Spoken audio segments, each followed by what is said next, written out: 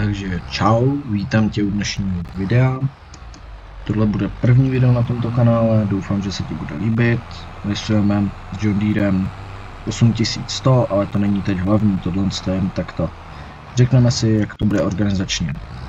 Budu natáčet z Farming Simulator 22, což jste poznali, tohle je 22, a z 19 po případě i 25 někdy. Ale to není hlavní. Teď bude hlavní pro nás 22, případně to, no, aby jsme se dostali dál. Dále budou brzo streamy a tak. No, dále budou teda streamy, bude hodně věcí, doufám, že se vám to jako nevím, nejsem si jistý. Tenhle John Deere je fakt krásný, to je jako nádhera sama, ale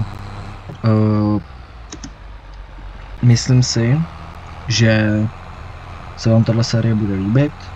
Po případě si teda dejte like, odběr, ať nezmeškáte další video, které by mělo být vycházet tak 2x, max 3x do týdne. Nebude to úplně pravidelný, bude to někdy prostě v týdnu. A dále k věci, někdy budu i streamovat o víkendu třeba.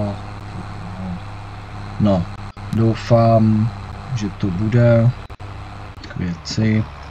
A rád bych vám teda ještě řekl, že to bude brzo taky tak, že bych chtěl zprovoznit i Discord server, ale to zatím vás to. V příští epizodě bych vám dal i módy ke stažení, když byste chtěli, takže si když tak napište. V příští epizodě v popisku by měly být, pokud nebudou, tak jsem zapomněl. Napište mi do komentářů, já to tam potom když tak udělám, nebo to dám do třetí. To bude potom už snad jedno. No.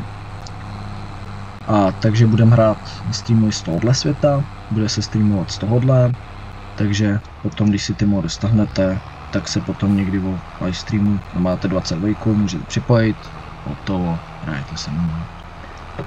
Takže tohle by bylo takový informační video, všechno.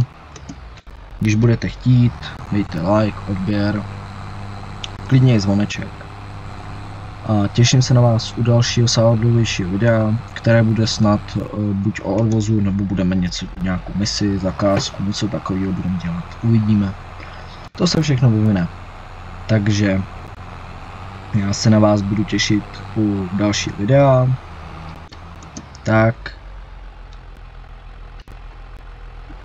Takže čau.